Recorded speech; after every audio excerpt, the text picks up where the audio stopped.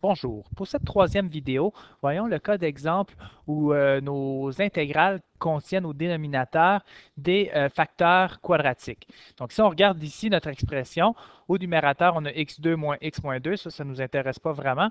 Ce qu'on a au dénominateur, toutefois, on a un facteur linéaire, donc du premier degré, 3x moins 1, et on a un facteur quadratique du second degré, x2 plus 1.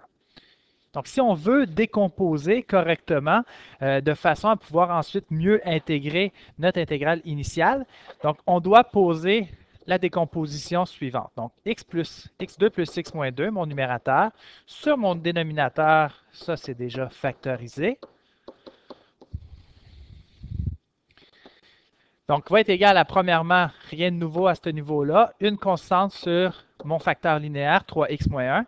Toutefois, au niveau du facteur quadratique, pour être en mesure d'aller correctement décomposer en fractions partielles et ensuite bien intégrer, le facteur au dénominateur, c'est x2 plus 1, ça ne se factorise pas, mais au numérateur, nous devrons avoir un facteur linéaire, autrement dit, bx plus c. Donc, deux constantes cette fois-là.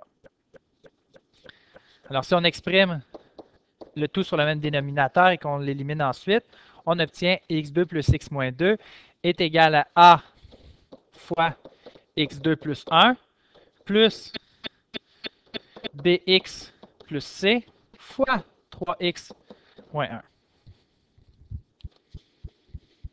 Si on développe le tout,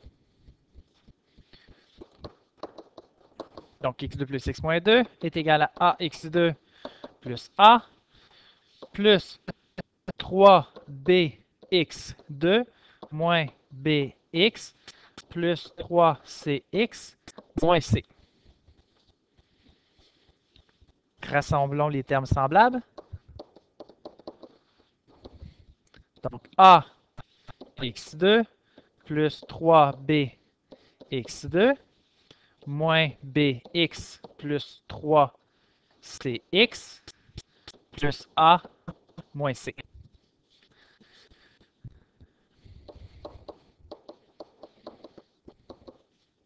Faisons une mise en évidence simple avec le x2. Donc ici, on va avoir a plus 3b x2. Et ici, avec le x, donc moins b plus 3c, plus la constante a moins c. Vous pouvez, si vous voulez, mettre des parenthèses pour que ce soit plus visuel. Nos trois équations, donc la première, 1 est égal à a plus 3b. La seconde, 1 est égal à moins b plus 3c.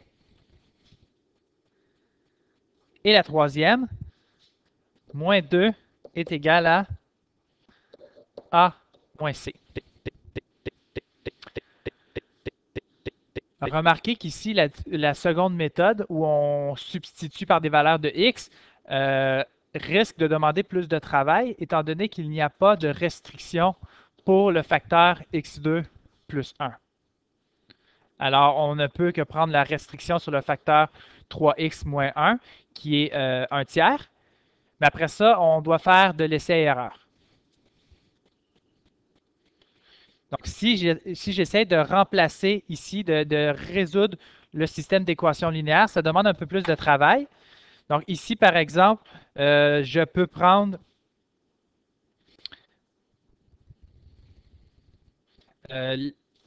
ici, pardon, dans la troisième équation, je peux isoler le a. Donc, le a vaut c moins 2.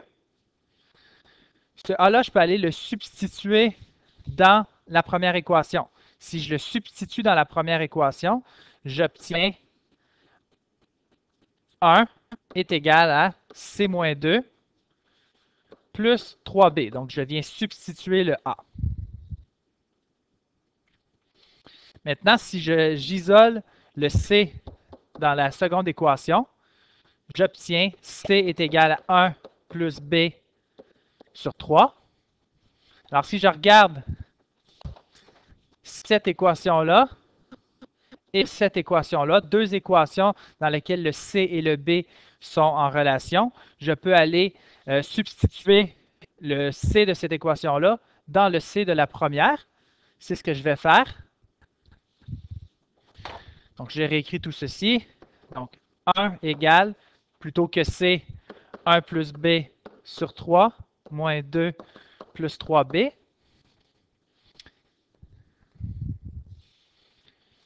Donc, je vais tout multiplier par 3. 3 égale 1 plus B, moins 6 plus 9B.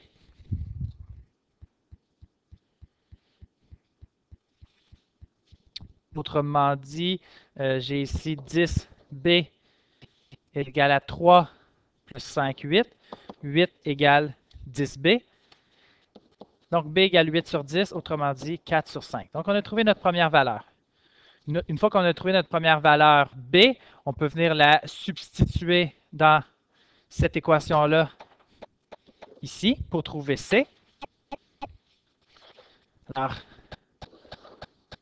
C est égal à 1 plus 4 cinquièmes sur 3. Donc, 1 plus 4 cinquièmes, c'est 5 cinquièmes plus 4 cinquièmes, donc 9 cinquièmes sur 3, ce qui donne 3 cinquièmes.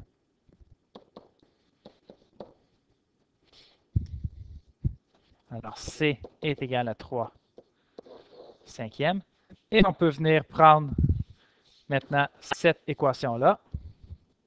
A est égal à 3 cinquièmes moins 2, ce qui nous permet de trouver A est égal à moins 7 cinquièmes. Donc ici, le travail permettant de résoudre le système d'équations linéaires et de trouver les constantes A et B est un peu plus difficile.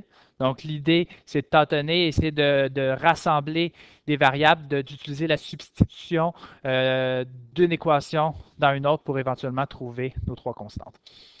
Si on revient à l'équation initiale qui était l'intégrale, pas l'équation, plutôt l'intégrale initiale, x2 plus x moins 2 sur 3x moins 1 fois x2 plus 1 dx. Alors, on a l'intégrale de a moins 7 cinquièmes sur 3x moins 1 dx plus l'intégrale de bx plus c.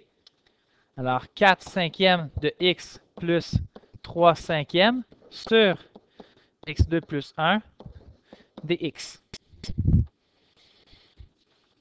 On va décortiquer ça un peu plus.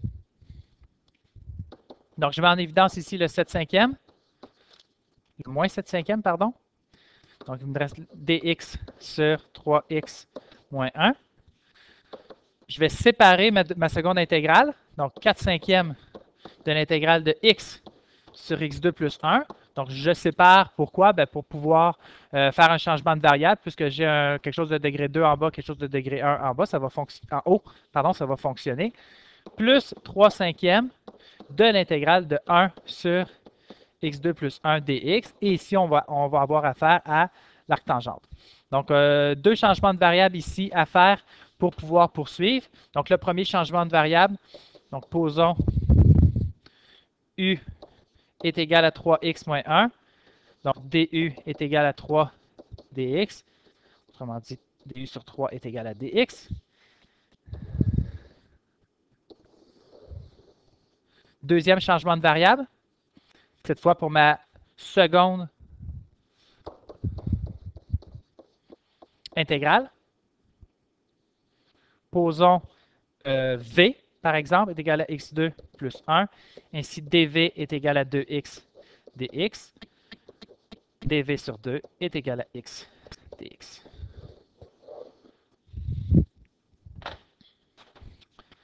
Alors, moins 7 cinquièmes de l'intégrale de du sur 3u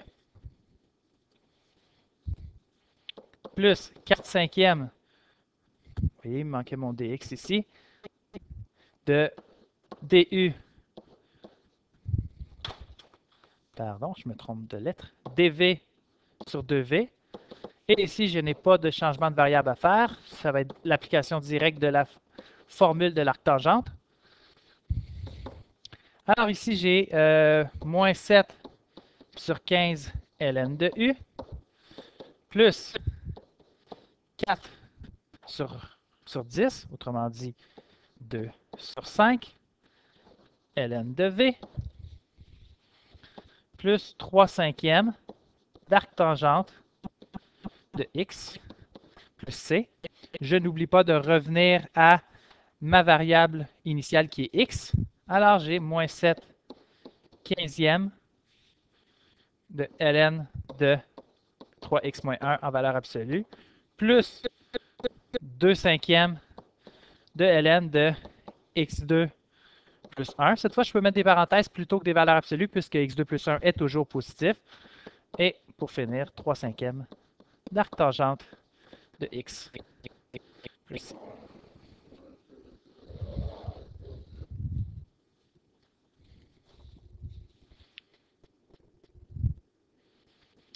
Second exemple. Donc, cette fois, on a affaire à une fraction algébrique dans laquelle le dénominateur est à la fois une fonction quadratique, le x2 plus 1, et cette fonction quadratique-là, elle est à la 2. Donc, il y a deux règles à suivre ici. La règle qui dit que lorsqu'on a une fonction quadratique, on va mettre au numérateur ax plus b, donc une fonction linéaire, et la règle qui dit que lorsqu'on a une puissance ici, alors pour chaque puissance, on va avoir une fraction. Alors, si j'écris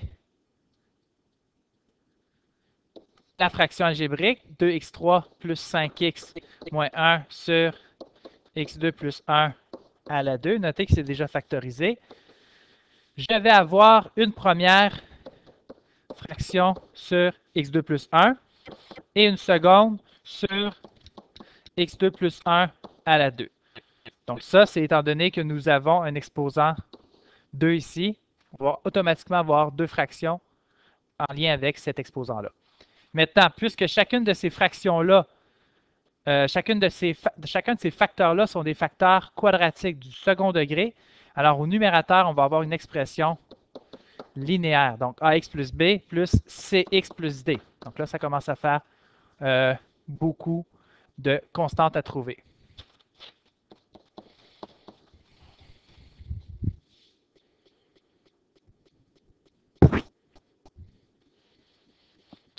En mettant au même dénominateur, on obtient 2x3 plus 5x moins 1 est égal à ax plus b.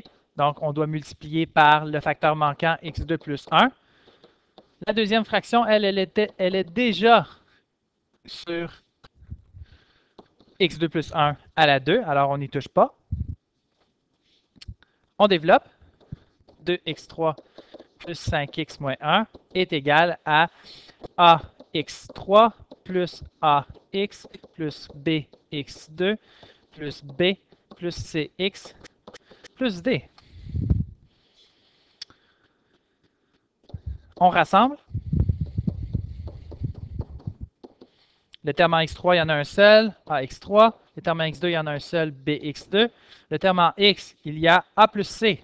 Donc, a plus cx. Et le terme constant, il y a b et d.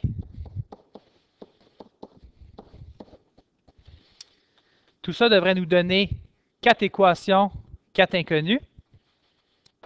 Première équation, c'est celle en x3. Alors, on a 2 qui est égal à a. Alors, tant mieux, nous avons déjà une valeur. Il n'y a pas ici de terme en x2 dans le membre de gauche. Alors, on va voir 0 est égal à b. On a déjà une seconde valeur. Ensuite, on a 5 est égal à a plus c.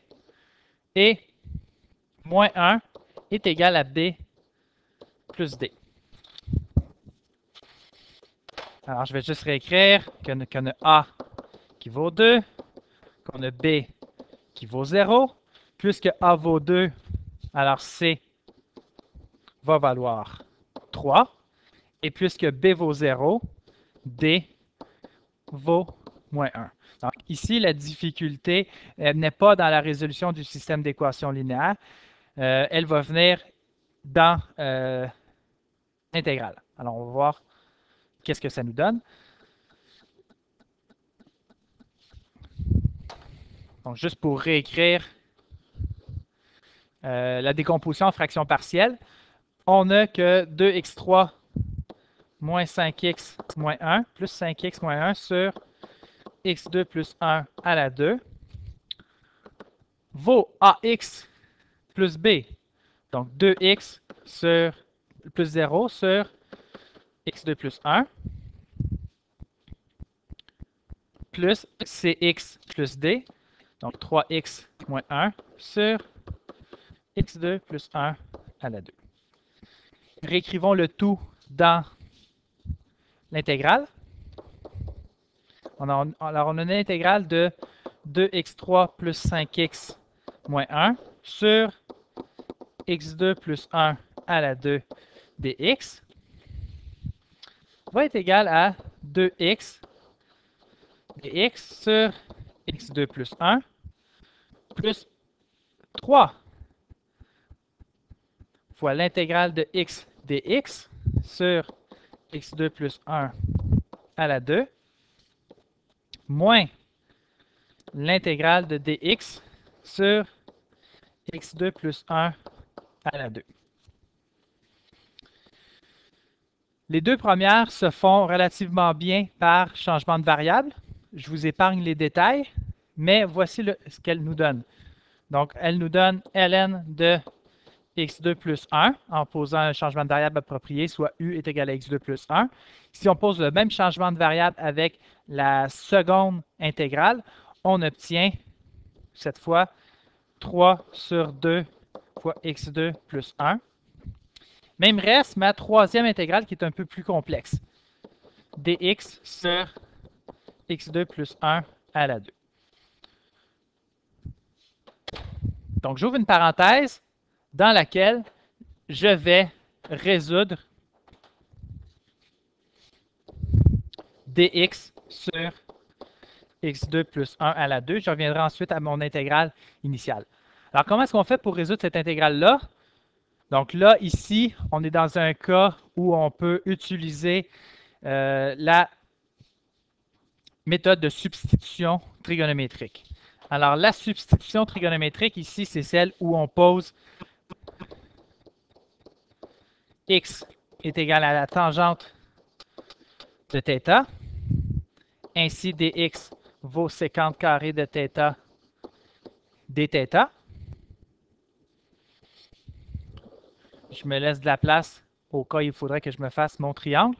Si je fais ma substitution, je vais avoir l'intégrale de sécante carré de θ dθ au numérateur sur tangente carrée de θ plus 1, le tout à la 2. En appliquant l'identité trigonométrique au dénominateur, on obtient que tangente carrée plus 1 vaut sécante. Donc, on a sécante carré à la 2, donc sécante à la 4. On peut simplifier. Finalement, on a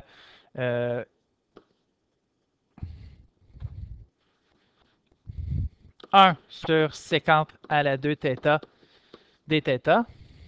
1 sur sécante, c'est cosinus. Alors, 1 sur sécante carré, ça va nous donner cos carré de θ dθ. Et comment est-ce qu'on intègre cos carré? Alors là, on fait un autre retour en arrière. Donc, l'intégrale de fonctions trigonométriques, le cos carré, pour le résoudre, on doit utiliser l'identité trigonométrique. Cos carré θ est égal à 1/2 de 1 plus cos 2θ. Donc, je viens sortir le 1/2 de 1 plus cos 2θ dθ. Et là, enfin, je peux intégrer. Donc, l'intégrale de 1 θ donne θ plus sin 2θ sur 2. Plus c, évidemment. Donc, si je le réécris en distribuant, j'ai θ sur 2 plus sin 2θ sur 4. Mais là, on ne peut pas laisser le sin 2θ sur 4 parce que pour pouvoir revenir à ma variable initiale qui est x, je dois avoir des angles simples. Et là, j'ai un angle double. Mais il se trouve que sin 2θ, il y a une identité pour ça, qui est 2 sin θ cos θ. Donc, le tout est sur 4, étant donné le 2 ici et le 2 là.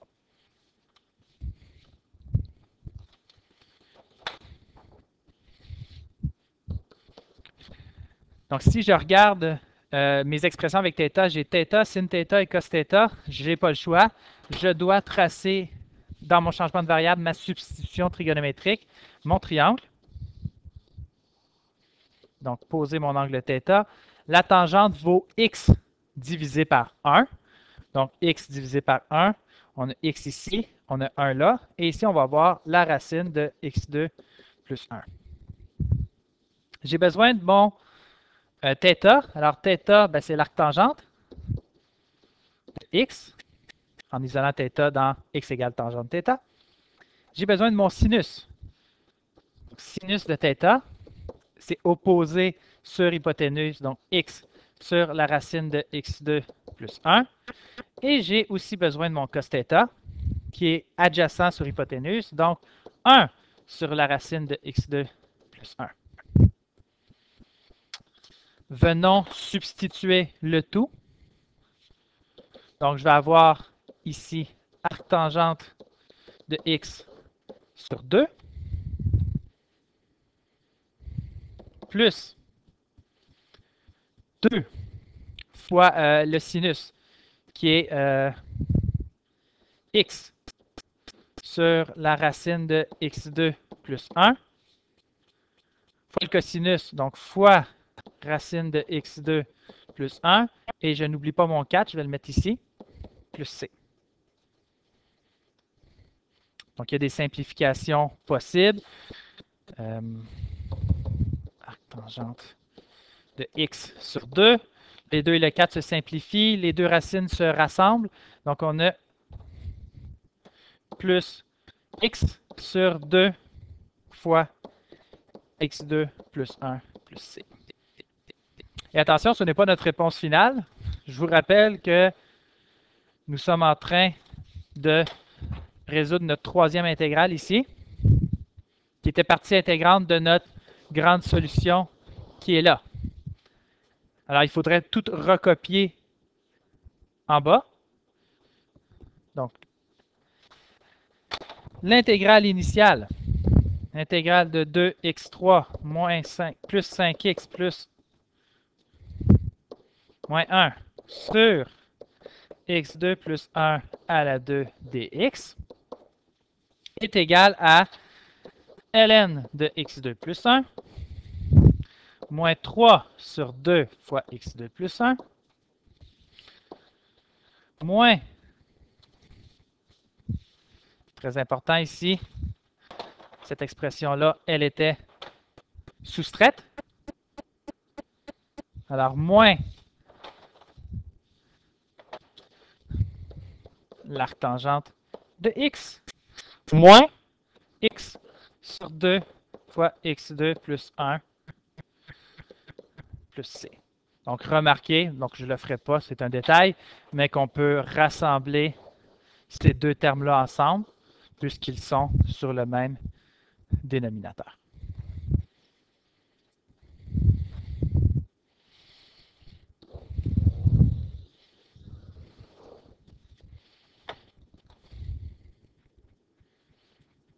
Alors, c'était le dernier exemple régulier d'utilisation de la méthode de décomposition en somme de fractions partielles. Je donne un dernier exemple un peu particulier qui nécessite en premier lieu un changement de variable. Donc, c'est parfois possible qu'on doive faire un changement de variable d'abord et ensuite appliquer la méthode de décomposition en fractions partielles. Donc, par exemple, ici, si on pose U est égal à cos de x, on se retrouve avec du est égal à moins sin de x dx. Autrement dit, moins du est égal à sin de x dx. Ce changement de variable nous ramène à une forme dans laquelle on peut pouvoir utiliser la décomposition en fractions partielles. Donc, on va avoir moins intégrale de du sur u2 moins 4. Donc, pourquoi est-ce qu'on peut utiliser la décomposition en fractions partielles ici? Parce qu'on a affaire à un dénominateur qui se factorise. Alors, le dénominateur qui se factorise, donc moins du sur la factorisation d'une différence de carré, ici, ça va être u moins 2 fois u plus 2. Alors, la fraction initiale est moins 1 sur u moins 2, u plus 2. On la décompose en a sur u moins 2 plus b sur u plus 2. On met sur le même dénominateur, on simplifie. Donc, a fois u plus 2 plus b fois u moins 2. Cette fois, je reviens à l'autre méthode où on remplace notre variable par des valeurs clés. Donc, si je pose u est égal à moins 2, et si ensuite je pose u est égal à 2, je devrais trouver mes deux constantes a et b. Donc, en posant u est égal à moins 2, j'obtiens moins 1 est égal à b fois moins 4. J'obtiens b égale 1 quart. Et en posant u est égal à 2, j'obtiens moins 1 est égal à a fois 4. Alors, a est égal à moins 1 quart.